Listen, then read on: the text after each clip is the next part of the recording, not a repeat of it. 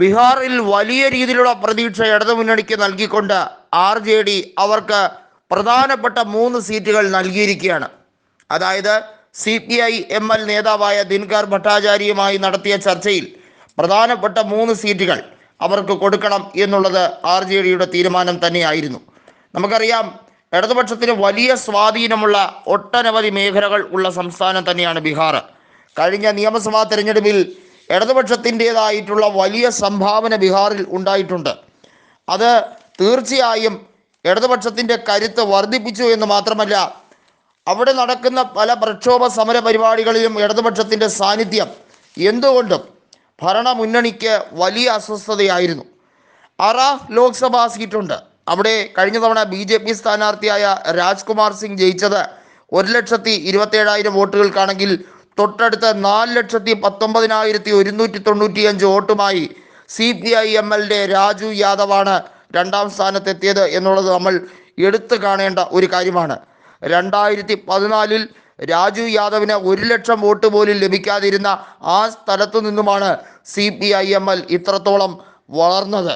നമുക്കറിയാം, ഐക്യ ജനതാദളിന് പരമ്പരാഗതമായി കുർമി, കോയിരി ജാതിയിലുള്ള വോട്ടുകളാണ് കൃത്യമായും ക്യാപ്ചർ ചെയ്യുന്നത്. അത് നിതീഷ് കുമാറിൻ്റെ ഒരു രാഷ്ട്രീയ ലക്ഷ്യം തന്നെയാണ്. പക്ഷേ ഇപ്പോൾ RLSP ഒക്കെ അപ്പുറത്തെ ചേരിയിലേക്ക് ചേർന്നപ്പോൾ, അതായത് RJDക്ക് വലിയ സഹായമാകുന്ന രീതിയിലേക്ക് മാറിയപ്പോൾ, ഏറ്റവും ഒടുവിൽ പപ്പു യാദവ് പോലും കോൺഗ്രസിലേക്ക് ചേർന്നപ്പോൾ ഇവിടെ JDU BJP സഖ്യത്തിൽ വലിയ രീതിയിലുള്ള ഒരു പ്രശ്നം തന്നെ ഉടലെടുത്തിരിക്കുന്നു.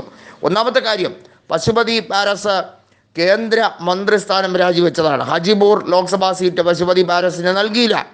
അതുൾപ്പെടെയുള്ള കാര്യങ്ങൾ അവിടെ പ്രശ്നമായി കിടക്കുന്നു. ചിരാഗ് പാസ്വാന്റെ നേതൃത്വത്തിലുള്ളവർക്ക് മാത്രമേ അവിടെ സീറ്റുള്ളൂ. അതിൽ കൂടെ നിൽക്കാമെങ്കിൽ മാത്രം പശുപതി പാരസിന് പ്രാധാന്യം കൊടുക്കുകയുള്ളൂ എന്ന രീതിയിലൊക്കെയാണ് നരേന്ദ്രമോദിയും കൂട്ടരും പ്രധാനപ്പെട്ട ചർച്ച വഴിതിരിച്ചു വിട്ടത്. ഇടതുപക്ഷത്തിനെ സംബന്ധിച്ചിടത്തോളം ഇവിടെ BJP അതുപോലെ ഐക്യ ജനതാദൾ തമ്മിലുള്ള ഈ തമ്മിലടി വലിയ തോതിൽ അവർക്ക് ഗുണം ചെയ്യും എന്ന് തന്നെയാണ് ഇടതുപക്ഷ നേതാക്കൾ മനസ്സിലാക്കിയിരിക്കുന്നത്. RJDക്കും അങ്ങനെ തന്നെയാണ്. RJDയും ഇടതുപക്ഷവും കോൺഗ്രസും ചേർന്നുള്ള മഹാഗഠബന്ധൻ അവിടെ ലോക്സഭാ സീറ്റുകളിൽ ഭൂരിഭാഗവും ജയിച്ചെടുക്കാനുള്ള എല്ലാവിധ സാധ്യതകളുമുണ്ട്. സർവേ ഫലങ്ങളും അത്തരത്തിലേക്കാണ് സൂചിപ്പിക്കുന്നത്. ഒരുപക്ഷെ അങ്ങനെ വന്നാൽ തീർച്ചയായും ബീഹാറിൻ്റെ ചരിത്രം തന്നെ മാറ്റിയെഴുതുന്ന തരത്തിൽ 2025 നിയമസഭാ തെരഞ്ഞെടുപ്പിലും ആ ഒരു പ്രതിഫലനം ഉണ്ടാകാം.